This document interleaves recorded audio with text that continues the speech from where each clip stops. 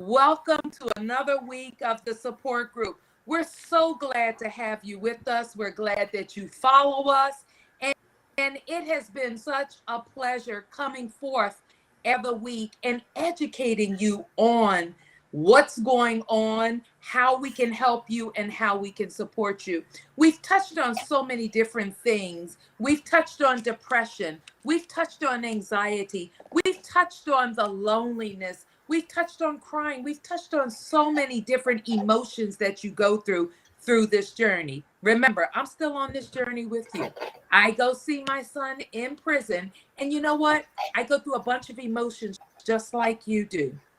So, know that we understand what you're going through. Experience is always the best teacher when you've been through it. So, from our lessons learned, Lee and I, we started this group, and it is our lessons learned. We never want another loved one to go through the pain, the anguish, the debacles, and what we went through. We want to help you through it. So our lessons learned is a group where we are the connectors. We connect you with everything we think that you'll need if you are arrested.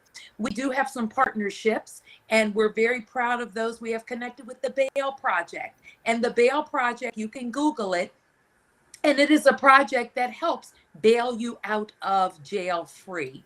If you qualify, we also have our preferred attorneys. We have our preferred bail bondsmen. And all of those things are necessary because if you're like Lee and I, when this happens, you don't know what to do. This is a first experience. And I felt so alone and just so lost. So we want to be able to navigate for you through the process and walk you through it. And that's what we do. We also have restaurants where you can eat. We have hotels where you can stay. For instance, you might be 10 hours away and your loved one might be here in college, or your loved one could be a truck driver or whatever. So make sure that you do connect with our lessons learned .org and look at what we do. Also, this is the time of year where we're a nonprofit, a 501c3 that operates on donations and grants. So we ask for you to donate to our program. When you donate to our program, that will help us in the community so we can connect with more community partners, so we can help the community out there. So that way it will afford us to do that. Lee, welcome, Lee. Hi, Lynn, and welcome to all of you out there in Facebook and YouTube land. Welcome, Eric. Welcome, Randy. It's so good to see you guys. We're just here on this learning journey. We're on this healing journey. We're healing as we go along the way, and we don't keep this journey to ourselves. Lynn and I are transparent, and we just pass along any information, any knowledge we gain that we feel will help others along the way. And you can help us by letting us know what you need so that we can help you if we possibly can. We care for the caregivers because we are the caregivers, or we have been the caregivers, which means we still are the caregivers. That mother, that father, that sister, the brother, the auntie, the husband, the wife, or loved ones who find themselves along the way in that position to care for that newly arrested or incarcerated person. I found myself in that position one day, and I don't want another person to walk in those shoes of not knowing Amen. where to go, what to do as you care for your loved one, because it can be a devastating place. It can be stressful. So if we possibly can, we'd like to help you. And if we can help you, let us know. If we don't do something, or you feel something that we can help you with along the way, please let us know in the comments, or email us at our email address, or let us know on our website. And we thank you so much for the support that you've given us along the way. It is so loving and so beautiful. Thank you, thank you, thank you. Yes. And welcome. Yes. And we would like to also say that we do have an event coming up in January, and it's a Run for Justice. It's at Harbor Park in Winter Park. It's a free, come out, meet us. run, donate, meet other people that are there. This is a community event. This is our second one. We're trying to do this annually. You know, after the holidays, when you eat all that food, we're going to run off the food and run for justice at the same time. So we have decided to get into this social justice movement because we know that change needs to be made in the social justice arena. And tonight I bring to you Randy Moore and Eric Moore. And they are my sons, but they support their brother. And I want to talk about know the facts before you react. You know, initially, you get so angry and outraged, you don't know what's going on. And all the facts are not clear. You're just in a quandary. And, you know, for the brothers here, for their brother, it was something. So can both of you discuss about how you support your brother and initially how it was devastating for you two? Well, thank you, Mom. Thank you, Lee. I think first I would ask Eric to answer that. You know, I'm very proud of my brother. He was in law enforcement at that time for the federal government, and so I think his viewpoint on it was different, and it also helped us, I think, as a family. And Mom, I know you had to jump in right away, and so I would throw that to Eric to answer on behalf of us first. No, thank you so much, brother. Yeah, thanks, Lee. Thank you both for having us. Yeah, it was challenging just from a brother standpoint, right? Because it's shocking. You weren't expecting it to happen. You thought everything was okay, and then that shock of that phone call, it starts that spiral. You know, you hear that your loved one, your brother is in jail. You don't know why. You're asking questions. Now you're trying to make arrangements how to get down there. You know, you're trying to now scramble for an attorney, right? So all of those questions, all of the unknowns, all of the sleepless nights that really plague you because you need to know what happened, right? It's that fundamental question of like why, right? Why did this happen? Why are you being accused? You know, or why are you in jail right now? You know, and so it was really challenging. But we came together as a family. You know, we found an attorney. We scrounged up money, right? All those things that you're just not prepared for, and so it's just that initial shock. And then after that shock kind of wears off, or as it's wearing off, it's really like getting together, putting together a plan, um, you know, regrouping, and then really just coming together to provide that support. Because not only are we shocked, but, you know, who was the person actually going through it, right? Who's the person actually in jail? And that was our loved one, our brother. So, you know, as crazy as it was for us, I'm sure it was 10 times crazier for him.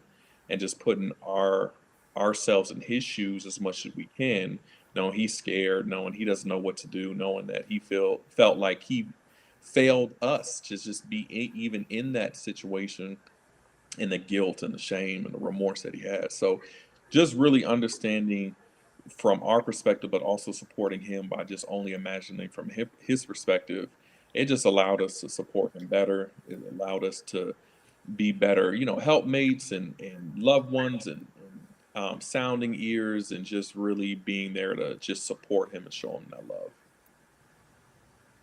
Thanks, Yeah. Eric. And that's so true. And I just want to go over what Eric did. You know, Eric was in California.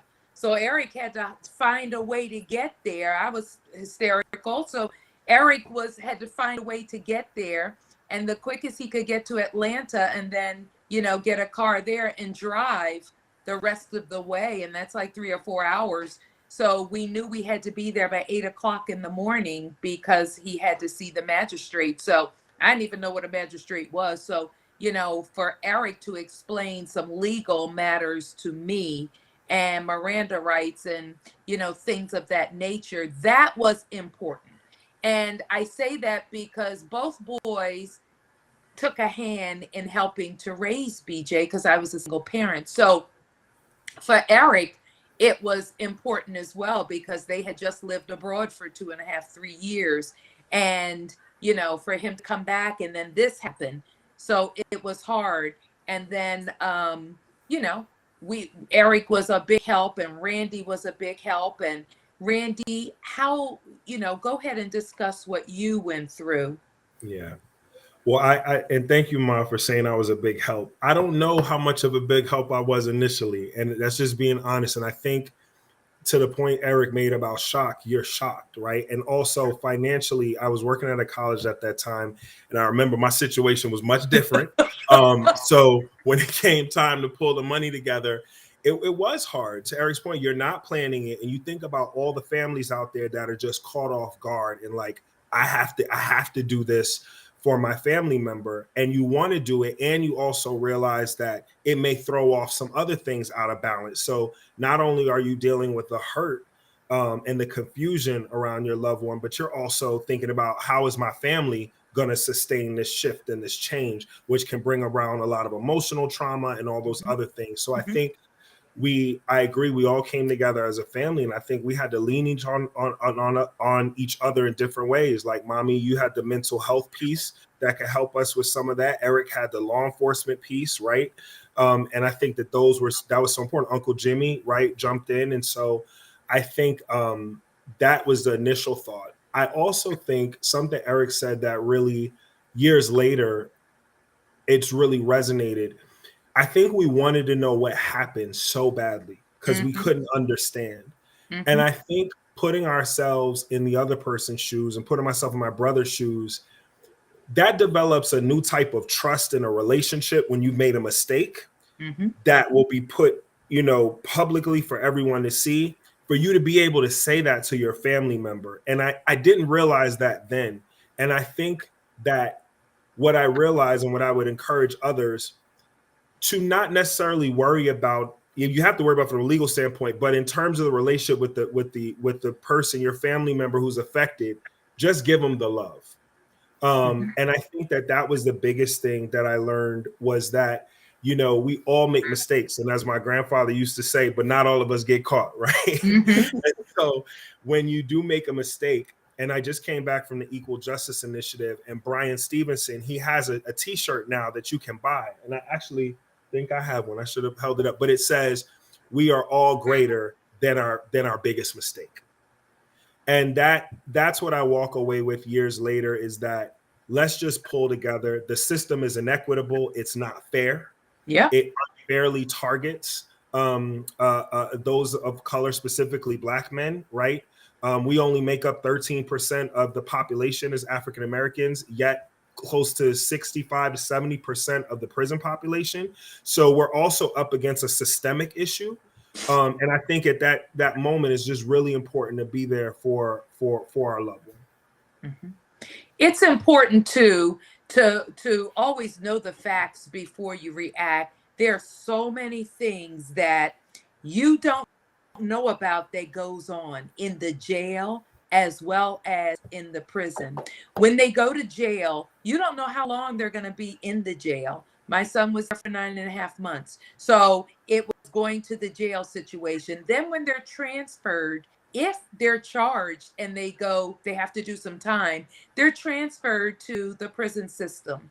And when they're transferred, you don't know, you can't talk to them. You don't know what time they're transferred. You know nothing about what's going on. So that's a time where you do need the support of your family. And if you don't have support of your family, that's what Lee and I want to be, your support system, to kind of explain to you from our lessons learned what's going on. And that can calm emotions right there. It can calm down your anxieties, and it's how you think about things. So Lee and I want to be able to walk you through that process. And also, there are so many community resources that we found out about that we don't even know, because, there is restorative justice. A lot of people don't know what restorative justice is. And that's where they come in and try to get the two parties together with the families to come to an agreement to advert prison, to advert arresting. So we partner with Florida Restorative Justice, and they are a national organization. And that is so important. Now, we didn't know anything about that. If we would have known something about that, maybe that could have saved our sons from going into the prison system. Also, there are some things and forms and regulations and things that must be adhered to. Every state is different. So when we talk about lockup, we talk about a solitary confinement. There's a process that must go on before they're able to do that. And Randy, would you like to talk about that for a moment? Which process specifically, Ma? Which part? Where you went and got everybody out, because the process is know the facts before you react. And Randy's like, no, Mom, I'm going. Randy flew down to South Carolina and saw the warden at the prison he was in. And Randy, go ahead and talk about that, what happened, and how it's important to know the facts and to research things. Yeah, so and I, I started with just some transparency around how I feel like I've grown throughout the time. And I think when you have someone who has done a lot of time, like our brother has, they grow as a person, you grow as a person, you're seeing things in life. We all went through the murder of George Floyd and the pandemic. And so I think, with I work in philanthropy, education, nonprofit. So I'm always focused on workforce and how we get young people into jobs. And you can't talk about that in this country without talking about inequity. And so I think there was a part of me that when I heard my brother and his voice, I had heard a tone from him that I hadn't heard. And Eric and I have chatted about this. I hadn't heard that tone from him. And in that point, I think it was a decade that he had been imprisoned. And that voice sounded, it was almost like, I feel like I don't have any control over my own life right now. Mm-hmm. And that was a tone that scared me, because then it almost feels like, put yourself in a situation like you're not human. If somebody else can, like, if you can't control your own situation, that's a very scary situation to be in, emotionally, mentally, physically. And so I think as a family, we decided that we needed to go down. I was the closest, there. I think Eric was abroad.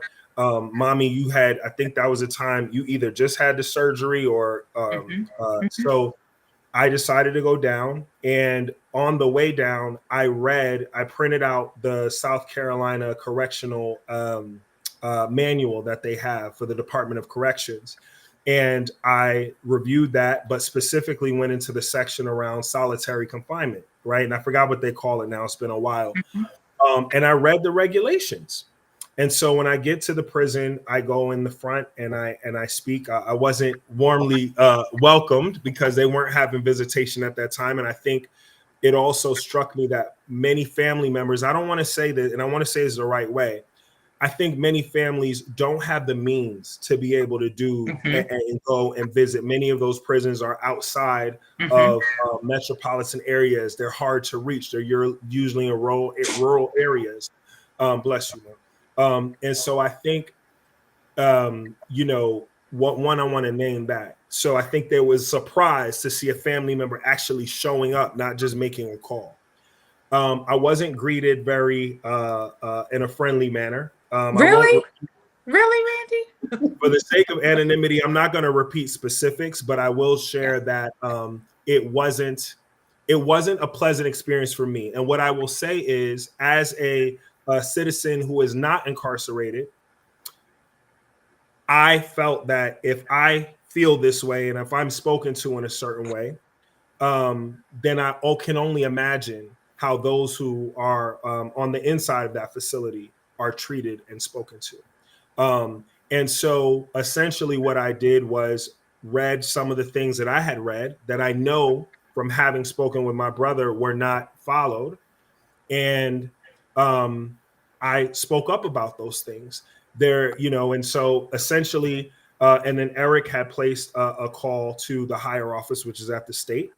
And so through those two things, and Mom makes me laugh because she said, I got everybody out. I don't know if I did or not. Got everybody released. But I do think it was a forcing mechanisms. And I think that's why what you all do at OLL is so important, because knowledge is power. Yes. And I think that in many of these prison systems, state funding it's not funded really well. So they're underfunded. They many times don't have the resources to do certain things, and they're not following some of the guidelines, right, which then affect those who are incarcerated. And so that's just a quick way to do it. I would do it again in a heartbeat for my brother, as I know both of my brothers would do that for me. And thank you, Randy, because following proper protocol, you have to do it. And there are many times where we had to call when things weren't done. That means research. That means read up on it. People will do what you allow them to do, and you have to challenge them on it. And that is what is important. So I just, Lee and I have been through so much in this arena and on this road, this journey, that we know certain things from our journey that may be able to help you. And if we don't, that's why we have our preferred attorneys. We know their practices. We know them as attorneys. So there are preferred attorneys. We also have preferred bail bondsmen that can help you. But the most important thing, if we can avoid the imprisonment, let's go with restorative practices. And that is important that we go with that. It is very, very, very. So, I just wanted you to know that we're here to support you. And the support is so important. And I see Corey here has a comment. He's like, Randy, you're a hero. I did 12 years straight of solitary. No one would help at that time. He says, you're a hero. If his Tell loved Corey one, he's my hero. yes, He's yes. my hero. Well, his people did not support him. When he got locked up, that was it. They disowned him, and that was an issue. So when we look at the support, I want you all to know the most important thing is to support one another. You're going through a lot. Decision making, money, everything you're going through. So you never know. Daddy used to always say, you never know what is going to be on your doorstep next. You never know. Eric, would you like to make any comments about that whole process and how you had to call Columbia, the head of prisons, and things that were done? Yeah, I mean, I'll just reiterate what Randy said.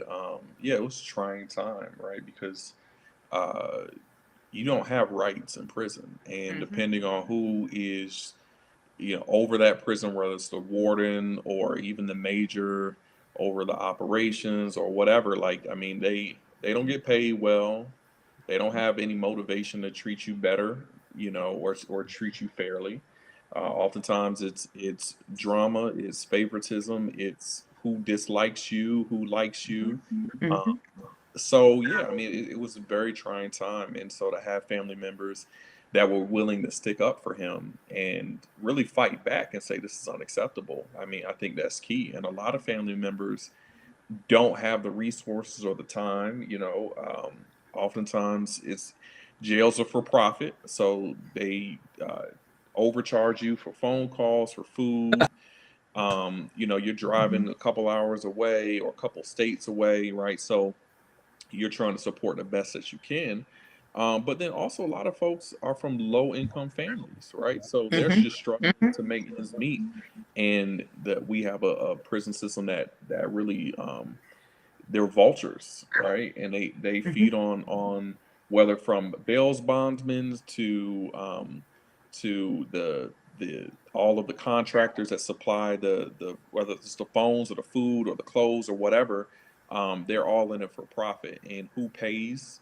The poor, right? That's what typically happens. They said Vice News came out with something a few years back that the greatest transfer of wealth from the poor and impoverished is the prison system, is the bail bondsman, and people lose their homes because they put it up as collateral, right? And who can take that? That's the bail bondsman. So it's just a bad um, system. It's designed for recidivism.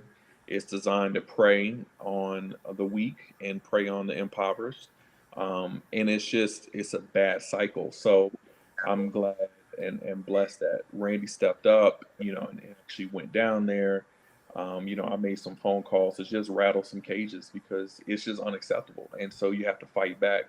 Um, but oftentimes people don't know how or cannot Mhm. do that. So, my heart goes out to not only all the folks in prison and dealing with so many things inside that oftentimes the public does not know, Yeah. but then also Phew. to the families that have to provide that support, go through the heartache, spend all the money, and really come out in a worse off situation economically before their loved ones went in. And so it's just a bad system that needs to change.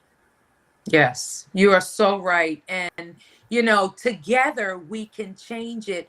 There are so many community resources to help you. But if you don't know about them, Lee and I didn't know anything about them. So now we call ourselves the connectors. We're the community connectors. We can connect you with this, we can connect you with that. And constantly, daily, we're working with different things here. Here in Florida, it is the number one place. There are more people on death row here than anywhere else. So, voting and things of that nature for your state, your legislation, that is so important. So we try to do things like that, to improve the social justice that's being done. And you're so right. It is geared towards the, impoverished neighborhoods, which are set up to fail. Anger breeds from those neighborhoods, and then you put an angry person in jail with anger. What do you have? There's no rehabilitation. And a lot of people don't know about you can go to college there in prison. You can go to college. People don't know about that. Randy has gotten this the second or third time we've gotten BJ in college because they play the games that they don't have anyone to test you. So you have to withdraw from this course and things of that nature. But you have to research and know your rights and your rules. There are rights and rules, but if you don't know, it won't help you. Lee, would you like to comment on any of this from what you went through and how you now look at the system differently and you can help people? So very different now on the other side of it, because as you stated, initially it's so new to you, and you Hmm. know absolutely nothing about Nothing. it. And if you only had someone that could kind of hold your hand a little bit and kind of guide you along the way, it would make the journey a little bit easier. And as Randy and Eric said and stuff, I remember initially thinking, because you have so many people in your ear, and they're telling you the story Hmm. about what happened that particular day Hmm. or that night, and this and that and stuff, and you got a zillion stories that are going on around you, and you don't know what you want to hear or what you want to believe, but you do listen as best you can and stuff. But I remember a time when I was just like, when my son gets out of there, I want him to sit and tell me exactly what happened. I want to know. I want to know. I want to know. I want to know. I wanted to know exactly what happened, because I wanted to know how did that go wrong? I'm the one that raised you. Hmm. This wasn't supposed to happen. And one of my friends told me one day, they said, "What does it matter? It's done." And I was like, and I sat and I thought about it a while and stuff, and I came to the conclusion. I said, you know what? It doesn't matter. That part of it is over and done. I got to try to help him move forward in his life from where he is to where he needs to go and stuff. It really doesn't matter. Hmm. And I have yet to even sit with my son or even ask him what happened, because you know what? It really doesn't matter. And there's a zillion stories out there about what happened that particular night. I don't care. I don't. Hmm. And as you guys were talking about in the system and how it's so unfair, and the funds that are not there and are there, that they are misused and stuff as far as what they're supposed to do with them and stuff, and how they capitalize with the companies and the monies for the phone calls and for this and for that, and the things that they should provide and they do not provide, because I've seen all of this go on along the way. And the officers and stuff who, along with the fact that everybody's treating you so very different and stuff, and you even have the officers who, I explained to my son one day, because the best way I could explain it or how I saw it is, they come to work and they have no power in their homes. They have no power in their communities.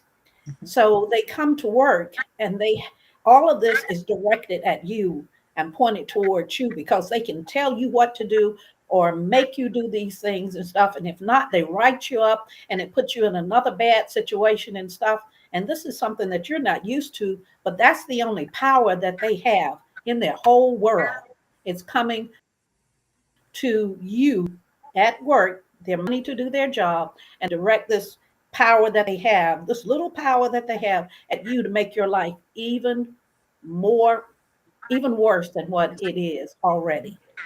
And it's not right, it's not fair, but that's some of the stuff that happens on the other side that a lot of us that haven't had any experience, and we don't want you to have any experience with it, but those that haven't, that's some of the stuff that we've gone through. It's not a pretty picture. It's not a pretty picture, but thanks be to God, we do get through it and stuff. And thanks for all the support of family, friends, church members, and stuff.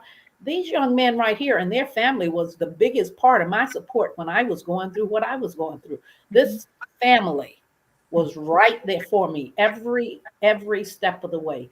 Letters, phone calls, support, anything you could ever imagine. Sometimes you just, as a mother or as a loved one or that caregiver, you want to run somewhere and stick your head in the sand. You want Mhm. to run away and just cry.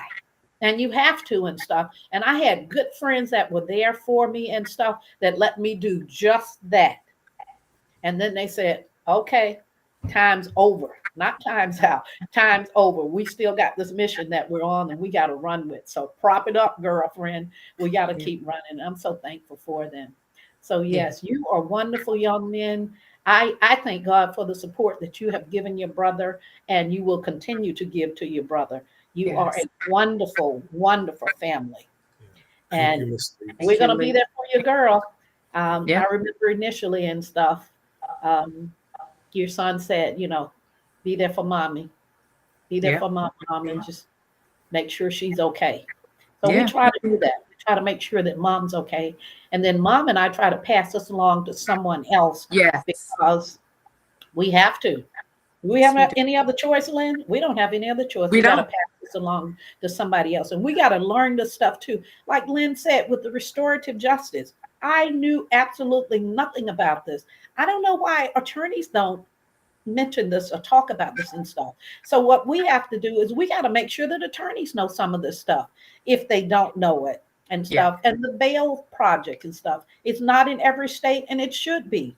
Yes. Legislature, politicians, some of them try to keep it out and stuff, but we're going to try our best to push it into those other states that it's not there in and make sure it stay in the states that it's in because it's so important. Everybody don't have the funds and you're fighting against the wind sometime and stuff, but stay there and be there for your loved one. It's not a pretty place to be, but we do need all the support.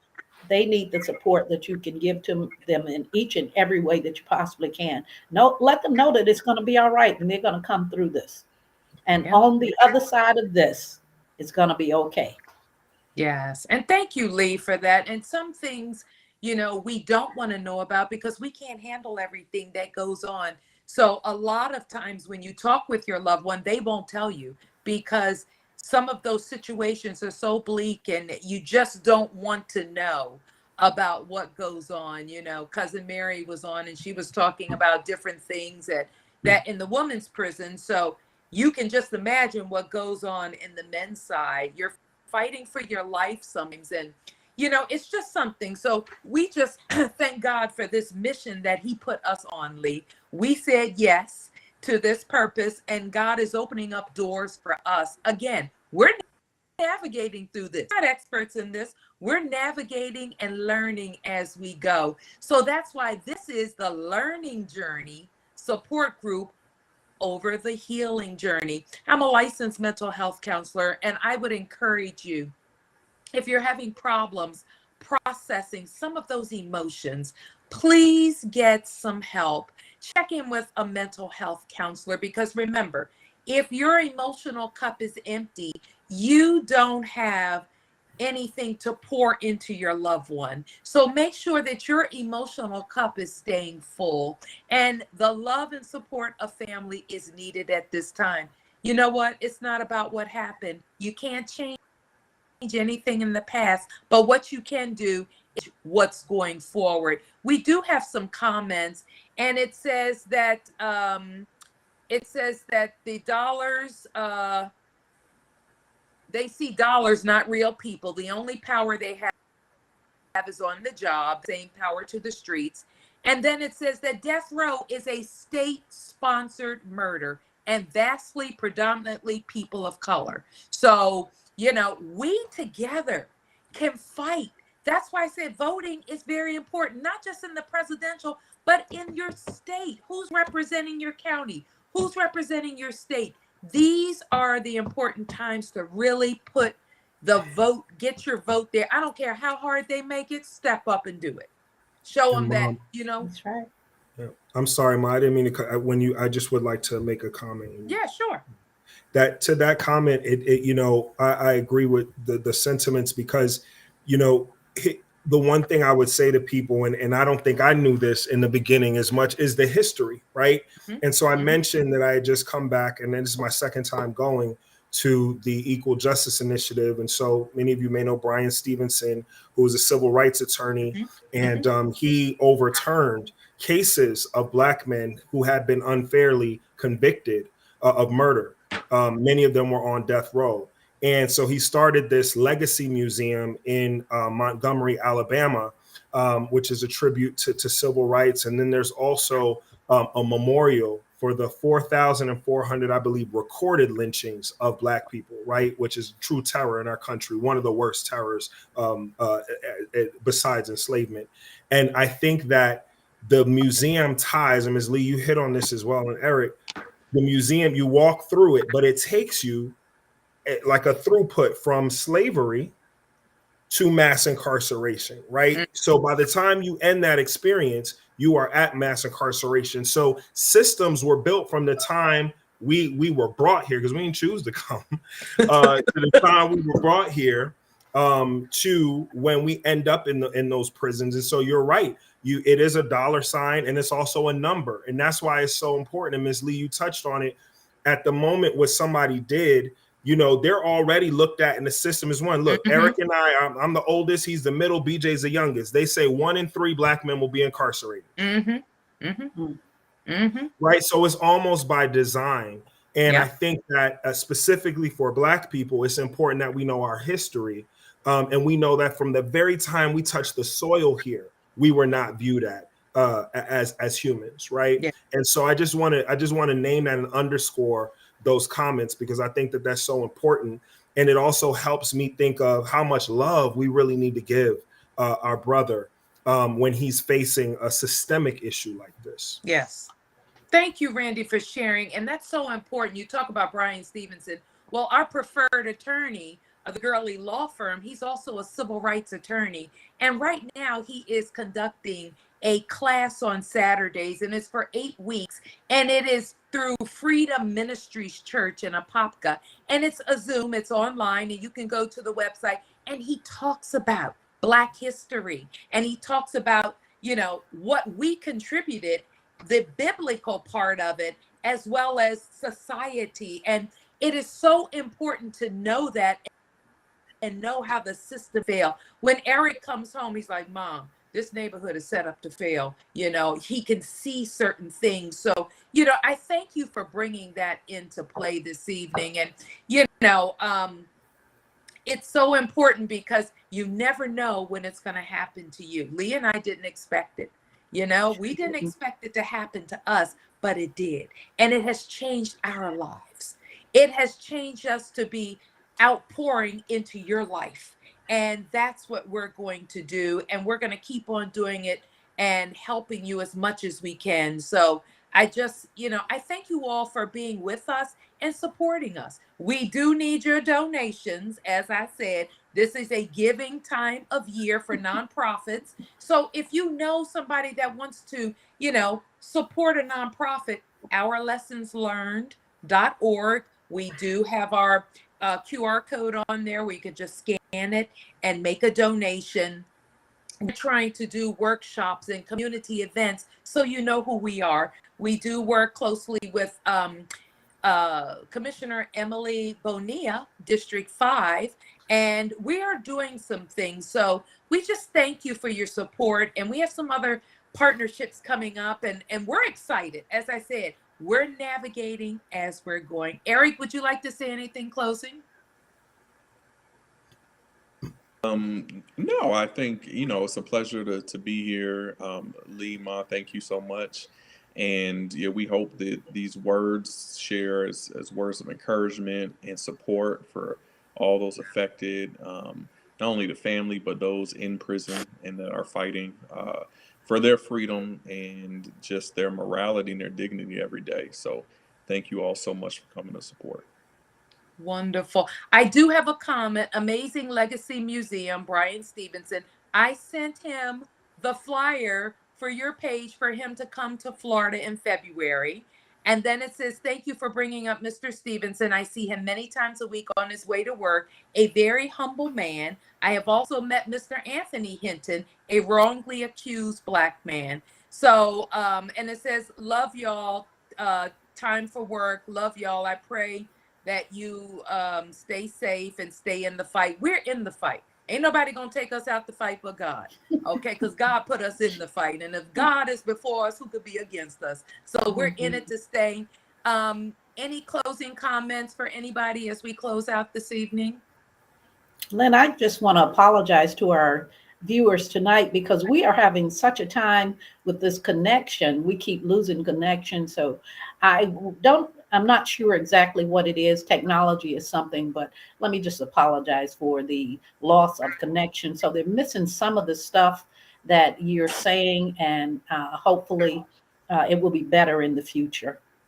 And thank Thank you all you. for joining us. Whoever that user is out there, that Facebook user that's speaking to Mr. Stevenson and Mr. Hinton, and if they're seeing him, maybe we can work something out. Maybe we can get him to be part of one of our sessions. Yes, It'll be a that's Lila wonderful and thing. Jab. Randy, we can bring you back with him. Yeah, All right. yeah. That's Lila and Jab because they live Oh, right okay, there. So okay. we just thank you so much. And as we close this evening, we know the devil is a liar. We're going to connect, and God made sure that you heard what you were supposed to hear this evening. You can always play it back. We do encourage you to please subscribe to our YouTube channel, and we have some more exciting things coming your way. So again, stay strong. Turn a negative into a positive and process those emotions. If you need help, mental health counselors are out there and ready to assist you at all times.